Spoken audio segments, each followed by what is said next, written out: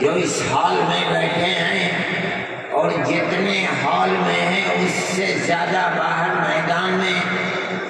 اور سڑکوں پر چل رہے ہیں اور ایک دوسرے برابر کے ہال میں بیٹھے ہوئے اسکرین پر کیا باتیں ہو رہی ہیں اس کو سن رہے ہیں۔ جمعیت علماء کا یہ اجلاس مختلف ان مسائل کے سلسلے میں ہوا ہے جو براہ راست مسلمان اور اسلام پر چوٹ دے رہے ہیں اور ملک کا موجودہ فرقہ پرست ذہنیت برابر جو کچھ کر سکتا ہے وہ ذہنیت کر رہی ہے، لیکن اس وقت سب سے بڑا مسئلہ وقف ترمیمی بل کا ہے۔ میرا یہ جی چاہتا تھا کہ اس سلسلے میں حکومت جن بیساکھیوں پر چل رہی ہے، بہار اور چندرا بابو نائیڈو، میں ان کو دعوت دوں اور وہ جمعیت علماء ہند کی دعوت کو قبول کریں۔ مسلمانوں کے جذبات اس مسئلے سے کتنا جڑے ہوئے ہیں وہ اپنے بغلوں میں، بالا خانوں میں اور اسمبلی کے ہالوں میں بیٹھ کر کبھی نہیں سمجھ سکتے۔ اگر وہ عبرت اور نصیحت لے سکتے ہیں تو آج مسلمانوں کا یہ جم غفیر انہیں بتا سکتا ہے کہ وقف ترمیمی بل اور جو حالات ملک میں پیش آ رہے ہیں، مسلمان کا دل و دماغ کیا سوچ رہا ہے اور کس طرح ان حالات کو اپنی آنکھوں سے دیکھ رہا ہے، مگر یہ بات نہیں ہو سکتی۔ پھر بھی میں نائیڈو جی کا شکریہ ادا کرتا ہوں، اور اس لیے کہ بی جے پی حکومت اصل یہ ہے کہ ملک میں ملک کے بسنے والوں نے ہرا دیا اس کو، ان حالات کو ملک میں قبول نہیں کیا، لیکن اپنے دو اتحادیوں کی بیساکھی کے اوپر بی جے پی گورنمنٹ بیٹھی ہے۔ ان میں بڑی مضبوط بیساکھی چندرا بابو کی ہے اور ایک بہار کے اندر ہے۔ میں نے دعوت نامہ بھیجا، لیکن انہوں نے معذرت کر دی، لیکن اپنی پارٹی کے نائب صدر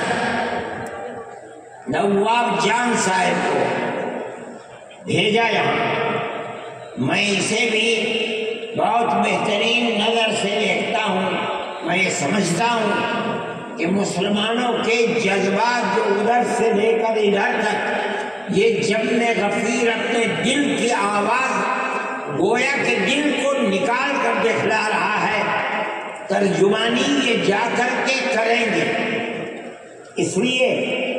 کہ جب تک ہمارا ماننا یہ ہے کہ اگر کوئی آگ لگتی ہے مسلمانوں کے جذبات پر، اگر وقت ترمیمی بل پر آگ لگتی ہے، تو جو بیساکھی جس پر ملک چل رہا ہے اس کی ذمہ داری وہ اتنی ہی اس پر بھی پڑے گی جتنی ذمہ داری مرکز میں بیٹھی ہوئی طاقت پر پڑے گی۔ اور پھر میں ان کی تشریف آوری پر شکریہ ادا کرتا ہوں، اور میں سمجھتا ہوں کہ مسلمان کے یہ جذبات وہاں تک پہنچیں گے، اور جمعیت علماء نے یہ وہاں کی جمعیت کے ذمہ دار بیٹھے ہوئے ہیں۔ ہم نے طے کیا ہے کہ ہم اس مہینے کے آخر میں یا دسمبر کے شروع میں، کیا تاریخ ہے، 1 دسمبر یا 15 دسمبر کو ہم وہاں بھی جمعیت علماء کی طرف سے کڑپا میں جو چندرا بابو نائیڈو کا وطن ہے، ہم وہاں 5 लाख मुसलमानों को जमा कराएंगे और अपने दिल के एहसास को उनके सामने रखेंगे। हम जिस तरह इस मसले के अंदर मुल्क की मौजूदा मरकजी हुकूमत को जिम्मेदार समझते हैं, अगर खुदा न खास्ता ये कानून पास हुआ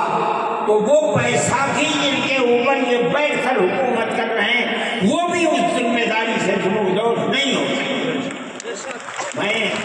अपने इन जज्बात के साथ नवाब जान साहब का खैर मकदम करता हूँ। ये नायडू जी के नायब ही समझिए, उनकी पार्टी के नायब हैं और मौलाना खालिद साहब मुस्लिम पर्सनल्ला बोर्ड के सदर हैं। मौलाना का ताल्लुक भी तशरीफ रखते हैं। उन तमाम मसाइल से है जो मजहबी मसाइल हैं और मुसलमानों के खिलाफ उठाए जाते हैं। हजरत मौलाना की तकरीर भी आप इस मौजू पर सुनेंगे और सबसे बेहतरीन मुसलमानों की तरफ से इस बिल के खिलाफ जो चेयरमैन के सामने और मजलिस के सामने इस मुद्दा को रखने वाले हैं वो हमारे वर्किंग कमेटी के मेंबर और सुप्रीम कोर्ट के वकील हैं, वो भी आपके सामने आएंगे और मैं उनसे ये कहूँगा कि वो इस बिल के अंदर क्या क्या वो जहर पड़ा हुआ है जो मुस्तकबिल के अंदर मुसलमान को नुकसान पहुँचाएगा। अयूबी साहब, खुमैर अयूबी साहब, मैं उनसे भी कहूँगा कि वो आधे घंटे के अंदर अपनी बात को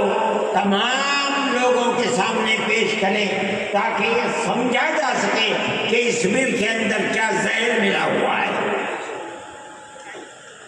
और हजरत मौलाना भी इस सिलसिले में बोलेंगे। मैं जान साहब से भी कहूँगा कि वो भी कुछ वक्त निकालें और प्रोग्राम के अंदर अपने जज्बात को पेश करें। इंशाअल्लाह सारे प्रोग्राम की तरतीब आपके सामने पेश किए जाएंगे। अब मैं